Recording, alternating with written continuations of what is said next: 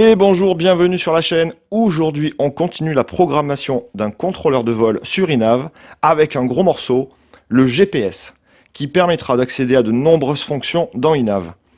Le GPS va permettre de se localiser, de connaître son altitude, sa vitesse, son éloignement, son orientation et aussi des fonctionnalités de secours comme le RTH, le retour à la maison. Dans le premier épisode, on a vu les paramètres de base pour le moteur et les cerveaux dans iNav. Je vous invite à reprendre cet épisode si vous l'avez manqué. Allez, c'est parti, on se retrouve dans iNav.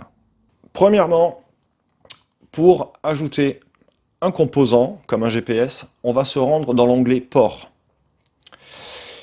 Je prends la ligne de l'UART 2 et je vais dans les sensors chercher un GPS.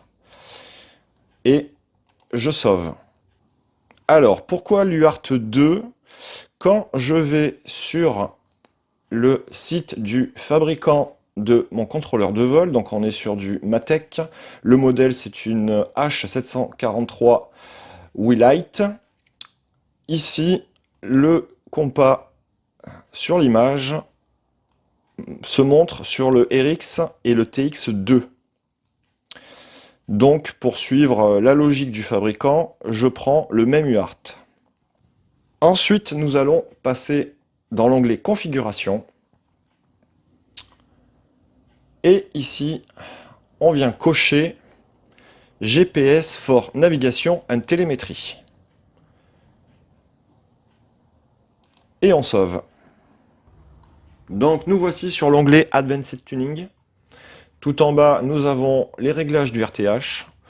Alors, beaucoup de choses, mais il y a juste quelques points importants. L'altitude du RTH, exprimée en centimètres. Donc là, ça sera un retour à la maison avec 50 mètres d'altitude. Mettons que je veux 60 mètres d'altitude pour le retour. Le Climb Before RTH, il demande la montée avant le retour. Donc là, oui, admettons, il soit plus bas que 60 mètres. Il va d'abord prendre de l'altitude, puis entamer le retour à 60 mètres. Vous pouvez dire non, ou vous pouvez aussi paramétrer une montée en spirale.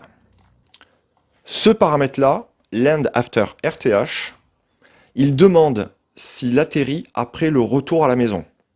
Là, il est coché en fail-safe uniquement. Donc si vous avez perdu définitivement la liaison radio, l'avion reviendra et en plus il va atterrir. Dans d'autres circonstances, dans des circonstances normales, vous reprendrez la liaison radio, vous n'aurez plus qu'à désactiver le RTH et continuer votre vol. Auquel cas, si vous ne faites rien, arrivé en bout de RTH, il va être au-dessus de vous et il va tourner en rond jusqu'à ce que vous repreniez le contrôle en désactivant le RTH. Cette valeur-là, minimum RTH distance, c'est la distance minimale à laquelle peut s'activer un RTH. Donc à 5 mètres de distance, on peut actionner un RTH. Dans ce tableau Fixed Wing Navigation Setting, vous avez ici des valeurs moteurs quand il sera autonome, notamment sur le RTH. Donc, il s'ajustera entre un minimum de 1200, un maximum de 1700, pour une vitesse de croisière qui va tourner sur les 1400. Ça, vous pouvez l'ajuster en fonction des capacités de l'avion. À vous de voir, de connaître votre machine. Le loiter radius, c'est le rayon dans lequel il va évoluer si vous faites la fonction loiter, c'est-à-dire la position hold. C'est-à-dire que vous pouvez demander à ce que l'avion tourne sur lui-même autour d'un point précis dans un rayon de 90 mètres, dans le sens des aiguilles d'une montre, tout simplement. On va basculer dans les modes. Donc ici l'armement, le mode angle, le mode manuel. Et voilà tout ce que l'on peut faire maintenant avec un GPS.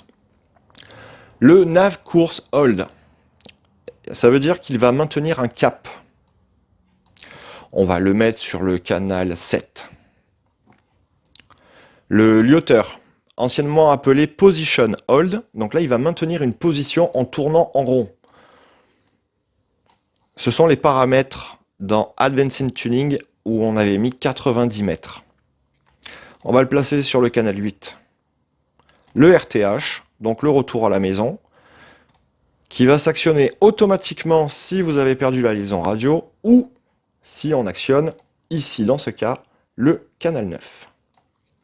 Une fonction très intéressante, le nav at hold, altitude maintenue, que l'on peut jumeler avec le nav loteur pour qu'il tourne en rond à une hauteur définie ou sur un maintien de cap avec une hauteur définie. Donc on peut faire le canal 7 pour le maintien de cap et le canal 8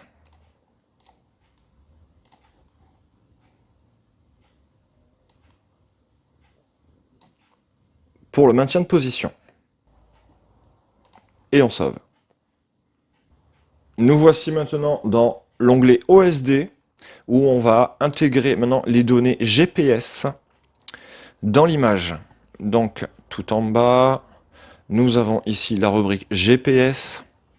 Alors des données intéressantes, la vitesse évidemment, qui sera ici. Le nombre de satellites. Donc par défaut, il faudra trouver 6 satellites pour pouvoir démarrer le moteur. Vous avez la possibilité de mettre votre latitude et longitude. Pourquoi pas? Moi, je préfère les avoir sur la radio qu'à l'écran. Ici, très intéressant, direction to home. Donc c'est une petite flèche qui va indiquer si l'on s'éloigne, si l'on revient du point de décollage. La distance,